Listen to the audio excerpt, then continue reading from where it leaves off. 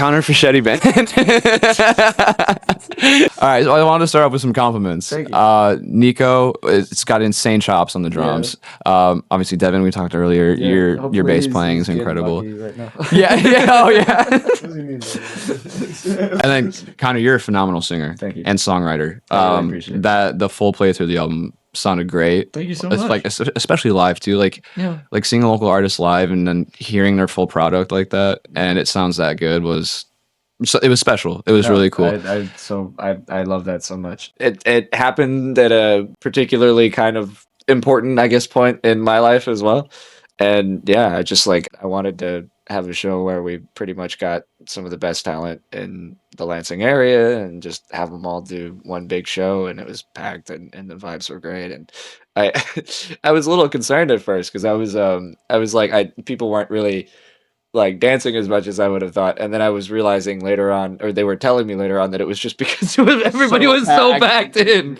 Yeah. So I was at the back by the chair, like leaning on the pallet right there, and I had the symbol that was there for some reason. Like ended up falling out. Was like leaning on me. My legs were like this, and I was like hanging out in the back. I was like, yeah. In your music personally, I heard there's pop, there's some R&B influence, and definitely some jazz. The whole jazz number is fucking sick. Niko's drum solo. Yeah. What I noticed in the sound of your music is like, what were those influences that kind of brought you to how you write and what you're writing? I mean, okay, so like I feel like each song has like a different set of influences. So like if you're curious about like a specific track, I could like pretty much just like tell you like off the bat, just like boom, boom, boom. I think that's just because I'm a big fan of like theatrics and like pastiche and stuff. So the thing that's like different about this album, like it's all about those influences individually. So like on the first one, on Always that we played, it's kind of there's like kind of a yacht rock thing going on, but hell, I'm trying to remember their name. Steely Dan? No, some people say Steely Dan. I was gonna ask Tommy a question, but he's out like a light. No, Empire of the Sun. Okay. Empire of the Sun. I feel like there's something to be said for like acoustic pop that's using like house and electronic elements that I feel like didn't really come back. A lot of it is like 2010 stuff. Yeah. And I think that is kind of more obvious in tracks like Damien. Like I guess like don't let me too somewhat. Don't let me is like I really love Prince, and I think that without him and without kind of his whole shtick, I wouldn't have felt comfortable doing such a sporadic kind of like almost like a shotgun blast, kind of variance in terms of like the genres and stuff. But it's been done before, and it can really work. And I hope that it's working on this record. Well, the project felt super cohesive for how much it was, moving between genres and how and different that's to the players, songwriting. man. Like when you're working with the best, that's what you get. You get a little bit of everything, right? Yeah. And it's also I think there were some sonic consistencies throughout the project, which kind of helped like tie things together, even though the like influences and like the genre difference was like so strong. Like it I at least I would say, just because like I know that like I'm trying to pack so much of my experience with music and the listening that I had done into like that one kind of project where I'm like, okay, if this is going to be the self-titled one, like I have to kind of hit every touchstone here. Right. Yeah. And then even with the new stuff, it's like, okay, now like anything that I'm like working on past that point, like I feel like I could have like one project where I'm like focusing on like one specific sound. So that was kind of what was fun about debuting Mirror song. Yeah, the new one.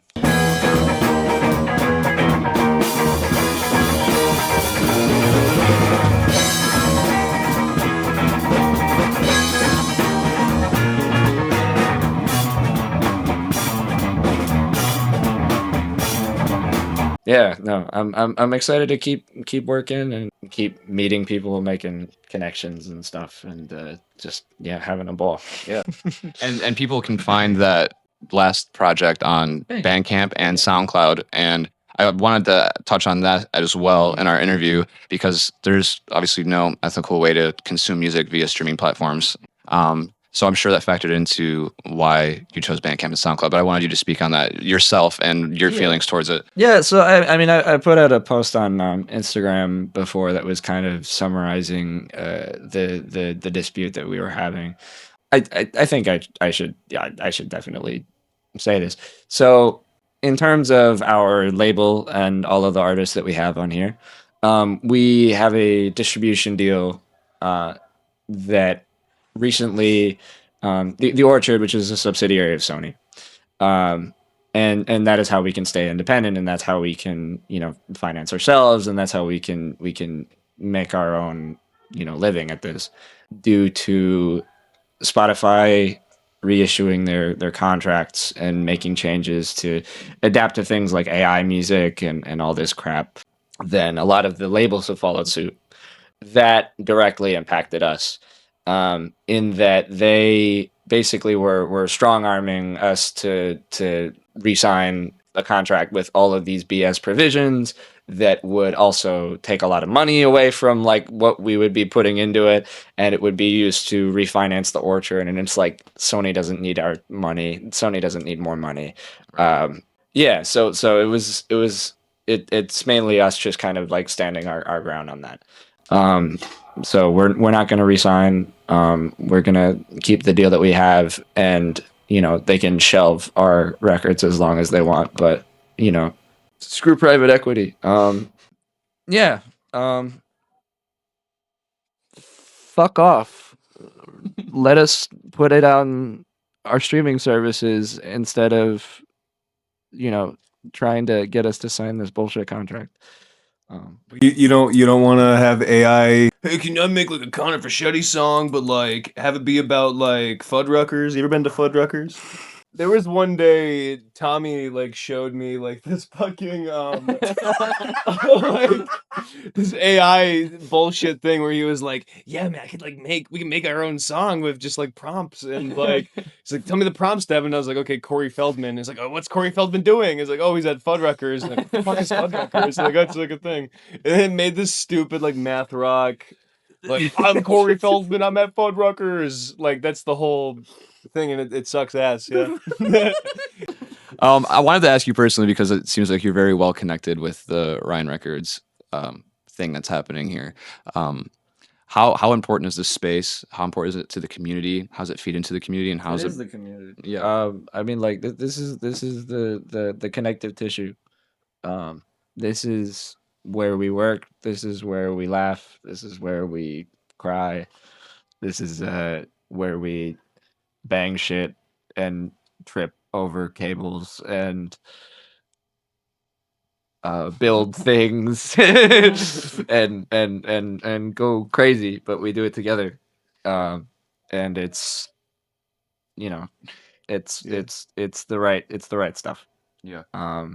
And I'm not as I guess not as connected as like a lot of the people that kind of have the Lansing like jazz, like LCC jazz background, which is kind of a lot of what I think you guys have like Yeah. run into each other from. Yeah, me, Harper, and Finn, who was the keyboardist for Homegrown and also kind of a Fischetti Band. We're all college buddies. Whoever Harper is. Hey, Harp. I love you, man. I think too a big reason for all of it as well is because I mean the whole scene itself is very politically active. Yeah. Most of the people who are performing in bands in the scene, are very politically aware, and what we're trying to do, we're trying to highlight that community and bring it up. And I think Yeah, and I saw that when you were doing the Fledge interview, talking about kind of the mutual aid and all those different pieces of it. So I'm glad that that's like not being overlooked. yeah. Because that's also like more than what we do, right? Like we like entertain and we work on a craft and such, and we create art. But it's like we're also we have an entire responsibility to fulfill, to our fellow community members, and just really trying to be active and do the best that we can with kind of the dystopic background that we have that we're in right now. Yeah. And I think when you have like a lovable, breathing community, like, just the music scene here in Lansing, like people helping each other out, there's aid happening even here on like this level, yeah. like not just the Fledge, like Yeah, shout having, out Will Lawrence, by the way. who's Will Lawrence? So Will Lawrence is a congressional candidate that I actually used to work with on the SHC board, and we wrote some policy together on there. And He's running against Tom Barrett, He's right? running against Tom Barrett. Fuck Tom Barrett. Yeah, Tom Tom Barrett. Barrett is a piece of shit. Fuck He you, does you fascist. nothing. He is a fascist, and he is completely bankrolled by the GOP, and doesn't do anything. He doesn't even show up to his office when people are starving. And Will Lawrence did a food drive in front of Tom Barrett's office. I saw that. I did see that. Yeah. and I'm so glad that we can show the level of cowardice that the people that control our kind of collective experience right now are and have. And yeah, so I just wanted to shout him out on here. Yeah, absolutely. Yeah. Well, we can move away from the political aspects of everything. So I wanted to. But it deserved to be said. It's important. I'm glad that it got brought up. Yeah, Everything is political. Yeah, all art is political. Hence, everything we're doing here is political. Absolutely. But I wanted to touch back on what we said earlier in the interview. This is a special time in your life. You just graduated, so congratulations, first of all. Yeah, son of a bitch, huh? Yeah. But what's next for Connor? Are we staying here for a while? Yeah. Obviously, like I'm gonna be moving around and whatever, but I'm not gonna stop doing this. Yeah. I don't think I'd be able to function if I wasn't doing this. It's it's what keeps me going. Yeah. And yeah, it's fulfilling, and I meet people, and I meet so many talented people. Finding like-minded and very much not like-minded individuals to bounce ideas off of and talk to and drink with and party with. Does this mean you're going to be staying in the Lansing area? Yeah, Okay. Awesome. I didn't know if there's going to be like a Chicago or like a LA that or way. a lot. Yeah. So. A couple. Yeah. No. Yeah. I mean, I think that could eventually be in my future. It's something that I've talked about. But at the moment, things are. I have a lot of roots that are tethering me here right now. Just in terms of like stuff that I have to do, because like I like you said, like we're quite involved in kind of politics around here. And so that's kind of one of the things that I've also been working on. Well, awesome. I mean, those are the questions I kind of had for you guys. Yeah. I guess, Thanks, at this point, any closing comments you want to make? If you want to shamelessly self-plug, anything you want to say, go ahead, take the spoon. Oh yeah, thank you. No, this is a nifty device you got there. Yeah. No, yeah. I mean, thanks for those who came out to check out the show, and I really hope to see y'all again. I know that I think this band has shows planned on the 8th and 9th of January, and one of those is going to be in Lansing, and then the other one's going to be in Saline. I'll get more details on that later. But Outside Ann Arbor, right? Yeah. I need to piss, but the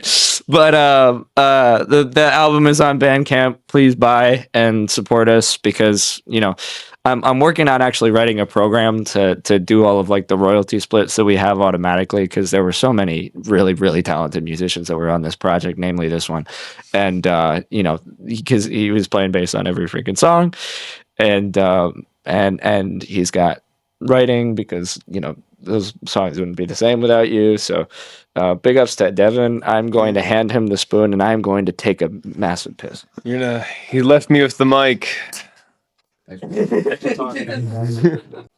Yo, he's gone. Okay. What a guy. Great guy. I'm what you call a conhead. Did you know what that is? That's what they call Connor Fischetti Band fans, right? When I just took it from Succession because I thought it was funny as fuck. Okay. I would come here basically like every day after work. not gonna say where I work. I fucking hate my job. I mean, I love my job. I love my job. Every time I look in the mirror, I say that to myself. I would come here and Connor would just be like, "Hey, let's work on a song." Oh yeah, shout out to all the people on this project. Besides me, I did all the bass on it, but one of the drummers, Zach Dubay, he's in Nashville right now. Good luck in Nashville. Must See TV's drummer, Aldo Bonito, was the keyboardist for a couple songs. Of course, Niko Galifinakis, a couple of songs he drummed on. You did some stuff, right? Oh, Caden. Yeah, Caden over there. Yeah, Caden. You did a lot of those cool... What songs did you do on it? I was like the inspiration for that, for one of the piano riffs, and then I also did like a solo. Okay. I have to like listen to them all because it's I think Aldo's on Don't Let Me. Who else was on this? Yeah, Maya. Great. Great singer. Great. The great Scooter and Liam band, the great Ryan Records. Oh, Elijah Whiteside. I think he sat in for like a little bit for like one of the songs. You're not on this, right? He's sleepy. He's sleeping. But yeah. We do this until we die.